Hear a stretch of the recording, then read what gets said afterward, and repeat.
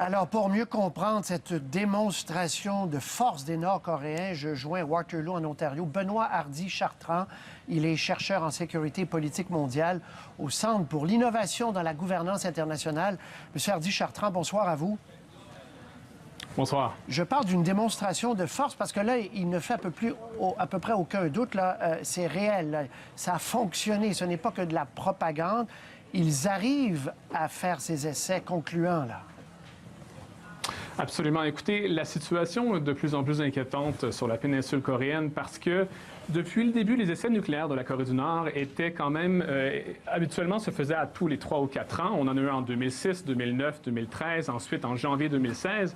Maintenant, donc simplement 9 mois après, on se retrouve déjà avec un 5e essai nucléaire dont la force est beaucoup plus puissante que les précédents, alors que le premier essai nucléaire n'était que d'une seule kilotonne. Maintenant, on parle ici de plus de 10 kilotonnes. Alors, on voit très bien que les capacités militaires technologiques de la Corée du Nord avancent et donc ça ne fait plus aucun doute maintenant qu'ils ont les capacités d'utiliser leur arsenal nucléaire. Si on fait la somme de tous ces tests et des tests des missiles également, on peut faire le lien entre les deux et dire, pourrait-il même mettre une petite bombe nucléaire sur un missile? Donc, ça accroît la dangerosité, là. Absolument. Écoutez, les essais nucléaires en soi sont déjà assez inquiétants. Cependant, sans capacité pour la Corée du Nord d'envoyer leurs bombes, leurs engins nucléaires à l'étranger, il n'y a pas vraiment de menace ici. Là, par contre, la Corée du Nord, ses missiles sont de plus en plus sophistiqués. Depuis l'arrivée au pouvoir de Kim Jong-un, ils ont déjà effectué une trentaine d'essais de missiles. Maintenant, ils ont même la capacité d'effectuer des lancements à partir de sous-marins, ce qui est une nouvelle facette à leur arsenal. Ouais. Et donc, s'ils ont bien réussi à miniaturiser les engins nucléaires, ils ont maintenant la capacité de les envoyer avec des missiles à courte, moyenne ou longue portée, ce qui vient évidemment mettre les pays dans la région sur un pied d'alerte et qui donne une toute nouvelle dimension à la menace de Pyongyang. Bon, alors, qu'est-ce que cherche la Corée du Nord, là? Kim Jong-un va encore plus loin que son père. Qu'est-ce que cherche la Corée du Nord actuellement?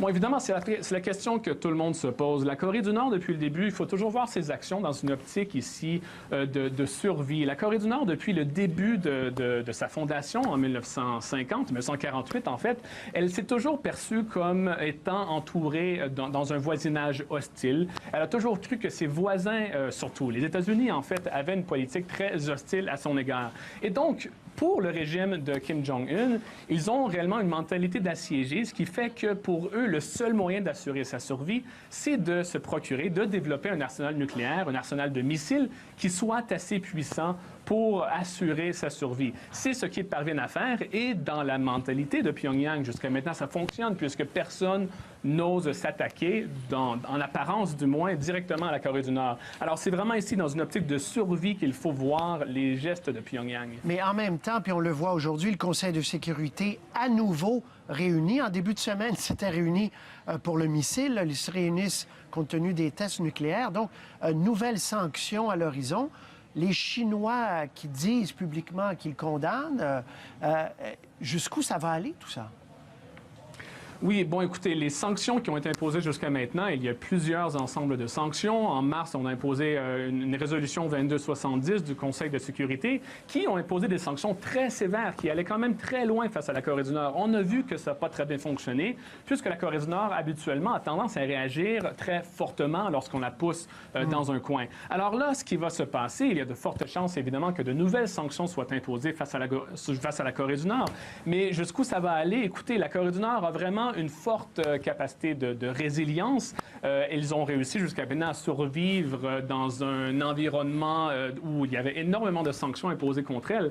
Alors, je doute que quelque action ou quelque décision qui soit prise par le Conseil de sécurité vienne changer la donne et surtout vienne changer le calcul stratégique de Kim Jong-un. Puis, à moyen terme, où est la porte de sortie pour le peuple nord-coréen? Y en a-t-il? Est-ce qu'il y a une porte de sortie? Est-ce qu'on voit un dénouement éventuel ou c'est la surenchère qui va continuer, l'espèce de survie dans un vase clos? Bon, écoutez, c'est intéressant que vous parliez du vase clos parce que même si le peuple nord-coréen, les Nord-Coréens vivent évidemment dans un environnement très répressif, le pouvoir contrôle le peuple d'une poigne de fer, il faut quand même savoir que dans les dernières années, le peuple réussit à avoir de plus en plus d'informations qui viennent de l'étranger. Et ce que les États-Unis, la Corée du Sud et d'autres pays occidentaux tentent de faire, c'est de favoriser l'accès à l'information pour le peuple nord-coréen. Parce que, étant donné qu'il y a très peu d'actions qui peuvent être prises directement par la communauté internationale, l'une des choses à faire, c'est de favoriser justement la capacité du peuple à avoir accès à ces informations-là pour qu'il puisse ensuite appuyer de façon beaucoup moins directe le régime de Kim Jong-un avec des conséquences qui pourraient être néfastes pour le régime. Voilà, c'est le pari donc de l'information. De la lumière. On verra. Benoît Hardy-Chartrand, on va se reparler. Je rappelle que vous êtes chercheur en sécurité et politique mondiale au Centre pour l'innovation dans la gouvernance internationale de Waterloo. Merci. Merci beaucoup. Au revoir.